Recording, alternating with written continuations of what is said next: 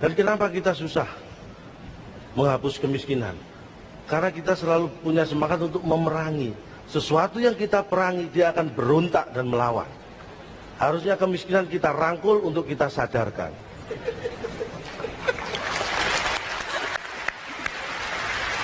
Indonesia ini, mohon maaf, saya bukan mengkritik, tapi ada hal yang menurut saya kurang pas. Indonesia terlalu banyak gengsi. Ketika kita banyak ngomong, tidak bertindak, kita dianggap hanya bisa ngomong. Itu juga menjadi kendala memberantas korupsi dan kemiskinan. Ketika kita ngomong memberantas korupsi, memberantas kemiskinan, mereka yang korupsi akan menganggap, lu nggak korupsi kenapa ngomong korupsi? Kita harus korupsi dulu baru boleh ngomong korupsi.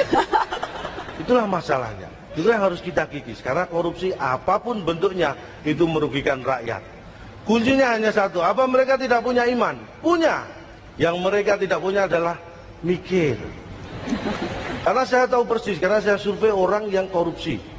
Saya tanya, Anda tidak punya iman? Punya. Anda tidak punya harga diri? Punya. Tapi apakah Anda mikir? Tidak. Saya tahu betul, karena kebetulan orang tua saya. Jadi saya tahu persis. Tapi kita punya masalah berat selain penegakan hukum ya. Kita masih banyak kemiskinan. Sudah ada kartu Indonesia Sehat, kartu Indonesia Pintar.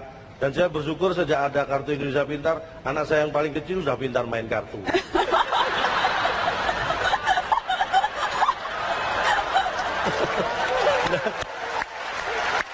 Tapi yang harus kita punya bersama tanpa diberi adalah kartu Indonesia Sadar.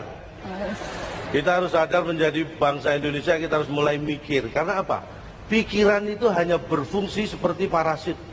Ingat ya, parasit itu bisa berfungsi baik ketika dia terbuka dan berkembang. Pikiran juga harus seperti itu. Pikiran Anda harus terbuka dan berkembang supaya Anda bisa menjadi orang yang baik. Mungkin masih banyak koruptor. Kenapa masih banyak orang korupsi? Bedanya apa? Korupsi, koruptor. Kalau Anda menganggap koruptor adalah orang yang korupsi, itu salah. Tidak semua orang yang korupsi itu koruptor. Karena koruptor itu hanya orang yang ketangkap korupsi. Selama belum tertangkap, mungkin mereka masih pejabat, bukan koruptor.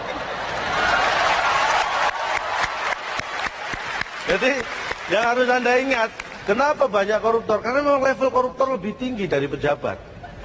Dan untuk menjadi koruptor, memang harus jadi pejabat. Kalau pelawak seperti apa? Saya apa yang dikorupsi? Ya untung ada teman pelawak yang sudah mulai belajar. Seenggak-enggaknya bisa membanggakan seniman. Bicara masalah korupsi, kita jangan tetap harus menggunakan azas praduga tak bersalah. Supaya kita tidak membenarkan sesuatu dengan cara yang salah. Jadi kalau kita melihat koruptor, jangan dilihat dari rumahnya. Jangan dilihat dari mobilnya.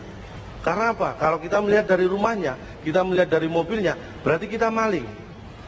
Karena kita ada di rumah koruptor itu. Padahal dia di luar rumah. Jadi perhatikan baik-baik. Ingat, Indonesia tidak akan jatuh karena ada ribuan pengemis, ribuan orang miskin. Tapi Indonesia bisa jatuh karena 10 koruptor. Untuk itu, kita pertahankan koruptor tidak boleh lebih dari 9.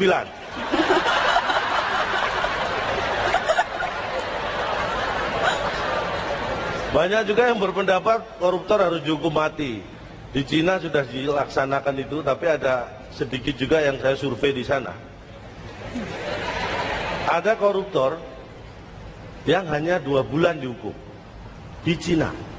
Padahal miliaran yuan yang dikorupsi. 2 bulan di penjara, minggu berikutnya ditembak mati. Itulah hebatnya, itu yang harus kita terapkan. Bicara masalah penegakan hukum, bukan saya bermaksud sombong, tapi saya tahu walaupun sedikit. Ketika kita menegakkan hukum, di mana kita punya kedaulatan masalah itu, banyak tekanan dari bangsa lain. Prancis, Australia. Saya ingat hukum Newton. Tekanan itu bisa menimbulkan gaya. Kenapa negara kita mendapat banyak tekanan? Karena Prancis sama Australia kebanyakan gaya.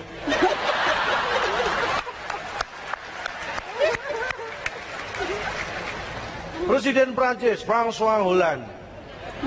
Dari nama nggak konsisten. Presiden Prancis namanya Belanda. Prancis, Australia mengancam Indonesia ketika kita ingin menegakkan hukum di negara kita sendiri. Mereka akan menarik dubesnya. Ini kan gegabah. Mereka nggak mikir. Apakah dengan menarik dubes kita tidak mengeksekusi warga mereka? Bisa.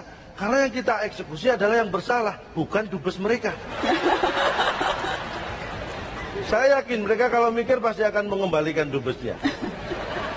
Bahkan Presiden Prancis mengancam dalam beberapa waktu tidak akan datang ke Indonesia. Ingat, Cak Lontong usia 45 tahun belum sekalipun ke Prancis. Dan tidak ada masalah dengan saya. Karena betul ketika kita mengumumkan mau mengeksekusi warga Prancis, saya lihat betul Presiden Prancis langsung telepon. Saya nggak ambil pusing, toh saya tidak tahu artinya. Tapi yang jelas saya bangga dengan Indonesia. Makanya kemanapun, ke luar negeri, saya nggak pernah pakai bahasa lain. Saya selalu pakai bahasa Indonesia. Saya ingin tunjukkan pada dunia bahwa Cak Lontong nggak bisa bahasa Inggris.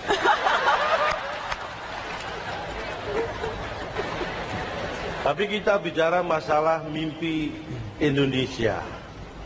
Saya bangga sekali, sebenarnya di saat yang sama ini ada acara di Kementerian Kominfo, tapi saya memilih hadir di UI untuk Mata Najwa. Mohon maaf, semua tidak perlu tepuk tangan, saya tidak hadir di Kominfo karena memang tidak diundang.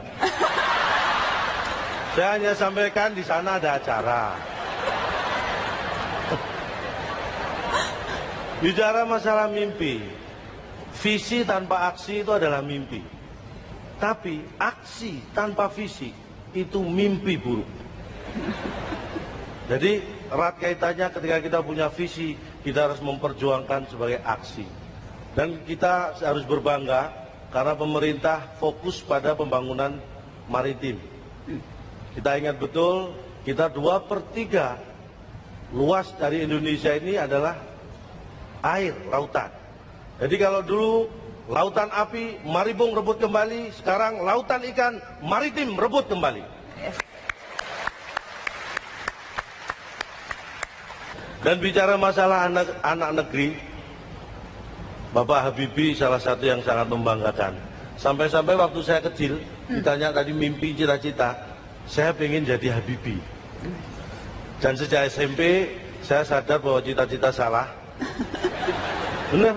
Saya sadari cita-cita saya salah kalau ingin seperti Habibie ketika SMP. Karena ketika SMP, mohon maaf, tinggi badan saya sudah lebih tinggi dari Pak Habibie. Jadi saya nggak bisa seperti Pak Habibie. Tapi semangatnya.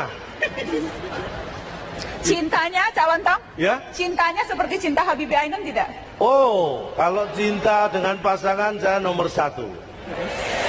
Kenapa cinta pasangan saya nomor 1? Karena ada nomor 2, nomor 3. Bukan seperti itu. Kalau saya sama istri itu jalan-jalan ke mall, dia selalu saya gandeng, nggak pernah saya lepas. Karena kalau saya lepas dia belanja nggak karuan.